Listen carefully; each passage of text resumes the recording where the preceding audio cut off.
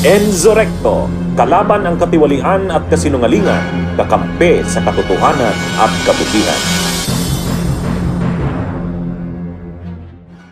Sal Panelo konsentidor na rin daw ng pagpapakalat ng fake news. Gamit ang makabagong teknolohiya na tinatawag na Artificial Intelligence or AI. Dahil po mga kabunyog, ayon po kasi sa sinabi nitong si Panelo, wala naman raw masama sa pag-post ng mga ganito, as long as ang mensahe nito ay totoo naman daw. Anyway, heto mga kabunyog, panoorin po natin itong balita. Walang masama sa pag-share ng AI-generated video, lalo na't kung ito ay sumasalamin sa tunay na sentimiento ng publiko. Ito ang pahayag ni dating Chief Presidential Legal Counsel Attorney Salvador Panelo matapos questionin ng palasyo ang naturang video, lalo pat in-upload ito ng ilang matataas na opisyal ng gobyerno. Si Virgil Parma sa balita. Iginiit ni dating Chief Presidential Legal Counsel Attorney Salvador Panelo na hindi dapat ikabahala ang kumakalat na AI-generated video na nagpapakita ng estudyanteng tutol sa impeachment ni Vice President Sara Duterte. Anya, ang ganitong uri ng content, bagamat gawa ng artificial intelligence, ay sumasalamin pa rin sa tunay na pulso ng bayan, kaya't hindi ito maituturing na mapanlin lang. Walang masama doon sa AI na nagpakitang mga estudyante ay kontra sa impeachment. Sapagkat yun ay nagsasalamin lamang ng katotohanan sa baba. Git pa ni Panelo, kung may kailangang ikabahala, ito ay ang mga AI content na nagpapakita ng tila pagsuporta sa Pangulo ng bansa, kung taliwas naman ito sa nakikita at nararamdaman ng taong bayan. Pagdidiin nito na ang taong bayan na ang nagsalita na ayaw nila sa performance o mga hakbang ng kasalukuyang administrasyon, partikular sa impeachment ni VP Sara. At patunay dito ang naging resulta ng nagdaang midterm election kung saan ilan lamang sa mga kaalyado ng administrasyon ang nakalusot. Siguro kung ang AI mo, pinakita mo ron na ang mga estudyante ay suportado si Presidente Marcos Jr., yun ang mali. Kasi hindi totoo yun. Nakikita yun sa resulta. Nauna nang pumalag si Press Secretary Attorney Claire Castro hinggil sa nasabing video dahil fake news daw ito kasi isa itong AI. Matatandang ibinahagi ni Senador Ronald Bato de la Rosa at Davao City Vice Mayor Baste Duterte ang naturang AI video ng estudyanteng tutol sa impeachment ni VP Sara. Yan mga kabunyog, narinig po natin ang opinion dito nitong si Panelo. Hay naku Panelo, naturingan ka pa naman na abogado, umaayon ka sa fake news. Kahit nasabihin mong after kayo sa mensahe ng AI pa rin yun, hindi totoong tao yun. Yung ginawang pag-post nito na walang babala or caption man lang na ito ay isang AI, sumasailalim na iyon sa pagiging fake news mga kabunyog. Dahil po mga kabunyog, posibleng mayroong maniwala dito sa post na ito, lalo na ang mga supporter ninyong mga uto-uto. Pero ang totoo pala ay hindi naman totoong tao yung nagsasalita, so sa madaling sabi mga kabunyog, nagpapakalat sila ng fake news. Anyway, saan ba ito nanggaling itong issue ng AI sa mga Duterte mga kabunyog? Heto po, panoorin po natin itong balita. Dinepensahan ni Senador Bato de la Rosa ang pag-share niya ng video tungkol sa impeachment case ni VP Sara na peke at gawang artificial intelligence o AI. Pati si VP Sara, wala naman daw nakikitang problema riyan. Pabor ka ba sa impeachment ni VP Sara? No. Bakit? Because it is obviously politically motivated. I mean, maraming may confidential funds sa gobyerno, iba nga billions pa. But why single out the VP? Viral ang video na ito sa social media kung saan tinatanong ang mga estudyante kung pabor ba sila sa impeachment case ni Vice President Sara Duterte. Libo-libo ang nag-share niyan. Kahit ang isang Facebook account ni Senator Ronald Bato de la Rosa, shinare ang video na may caption na mabuti pa raw ang mga bata nakakaintindi sa mga pangyayari. Pati ang sinasabing isang FB account ni Davao City Vice Mayor Baste Duterte, shinare din ang video. Pero mabilis ang mata ng netizens. Natukoy na fake at AI-generated ang video o gawa lang sa artificial intelligence. Kapansin-pansing iba ang lengguwaheng nakasulat sa mga establishmento. Pero ayon kay Senator De La Rosa na Senator Judge sa impeachment ng bise, AI man o hindi ang video, sang-ayon daw siya sa mensahe nito. Pati ang mismong bise aprobado sa AI video. Wala naman problema siguro sa pag-share ng AI video in support of sa akin. Basta hindi ginagawang negosyo. Yan mga kabunyog, narinig po natin itong balita. Nagsimula pala ito ng i-post nitong si Bato de la Rosa ang nasabing AI. At naniwala naman sila na ito ay totoo. Well, yan kasi ang mahirap kung puro fake news ang parating alam. Anyway mga kabunyog, pinuna at binatikos na rin ito ng ilang kritiko ng mga Duterte.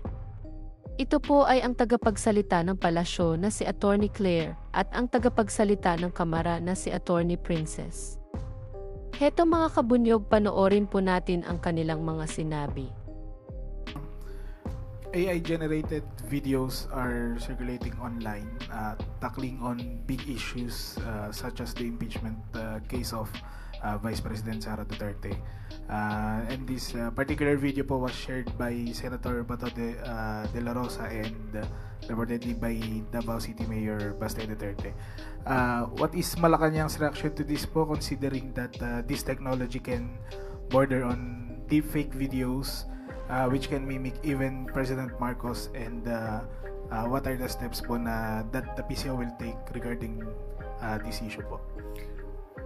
Ang pag-share ng mga katulad na ganyan, muli, disinformation, fake news, hindi po sana nanggagaling sa mga opisyal ng pamahalaan. Nakakaduda, mas nakakawala ng tiwala kung mismo sa matataas na opisyal nanggagaling ang mga disinformation at fake news. At mabuti po at ito ay na-correct at napansin po ng ating mga kababayan. Ang sabi nga po natin, kahit po ang PCO, ang pamahalaan ay gumagawa ng paraan para mapahinto ang fake news, pero mas kakayanin po natin ito kapag po tayo tulong-tulong. Katulad po ng sinabi po ninyo, kayo na po mismo at iba natin mga kababayan ang nagsabi na ito ay AI generated at hindi totoo. So maraming salamat sa inyong pagtulong sa pamahalaan para ma-detect natin ang mga fake news na minsan ay mga taga-gobyerno pa ang gumagawa. At ma'am, sa opening statement nyo, nabanggit nyo rin na talagang nakatutok na yung Kamara sa pagsalubong din ng 20th Congress. Tanong ko lang po, dito sa paglaban ng fake news, paano po natin tututukan yung mga panukala sa paglaban sa fake news? And I'm asking this kasi recently lang, mismong isang senador, si Senator Bato de la Rosa, ay nag-share nga din ng isang AI-generated content na against sa impeachment, wherein si House Assistant Majority Leader Zia Alonto Adjong nasabi niya na isang worrisome to, na isang pampublikong opisyal pa yung nag-share ng video na may AI content, and even si House Prosecution Panel spokesperson Attorney Antonio Bucoy, sinabi nga din niya na kumbaga he's propagating alay. Sa panig po ng liderato ng Kamara, ano po masasabi nyo rito, at doon din update sa paglaban sa fake news? Bilang mga opisyal ng bayan, may tungkulin tayong lahat na magtaguyod ng katotohanan. Dapat hindi sa atin ang gagaling yung pag-propagate ng mga peke at maling impormasyon katulad ng mga post sa social media, whether that is mga intriga, paninira, paratang, or AI-generated content. No? Nakakalungkot pag public official pa ang gumagawa nito dahil nasa posisyon ang isang public official para ma-steer ang public sentiments, ang pananaw ng tao, at also bilang ehemplo din sa mamamayan. Kaya nga dapat maging responsable tayo. Hindi lang to irresponsable, kundi delikado para sa mga opisyal ng bayan na nagpo-propagate at inahayaan ang mga fake news at disinformation na lumalaganap. Ngayon, ano ang dapat natin gawin? Katulad dun sa naging rekomendasyon ng TRICOM on fake news and disinformation, sana maituloy ito sa 20th Congress para mapag-usapan kung ano ba talaga yung mga dapat na mga legislative measures na kailangan mapasa para magkaroon ng tamang mga alintuntunin para maiwasan natin or mabawasan yung pagpapalaganap ng mga fake news dito sa atin. Hindi lang apektado ang mga public officials pag fake news at disinformation. mga regular na mamamayan. Madami na tayong nakita na mga ganyan na naapektuhan ang kanilang buhay, mental health, emotional well-being, including fear of their physical well-being na pinanggagalingan because of fake news, disinformation sa social media. So we need to be, unang-una as public officials, be the example, to be the ones to lead yung propagation ng tama at accurate na information. Sabi nga lagi, the truth shall set us free, not AI, not fake news. Yan, Panelo, narinig mo ang kanilang mga sinabi. Maling magpapakalat ka ng fake news. Okay, assume na natin na tama naman yung mensahe na sinasabi ng AI.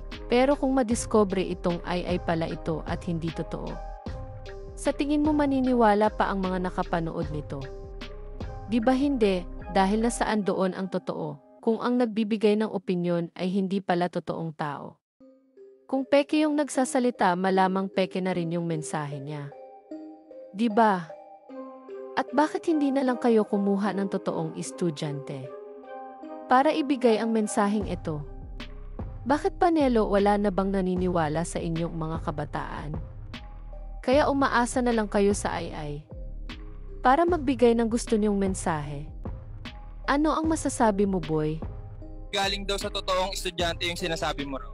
Hindi, palusot lang nila yun kasi wala namang totoong bata na sumusuporta sa kanila. Kaya ginawa nila ako isang AI character. Bunyog! Bunyog! Halikan na kasama ka! Bunyog!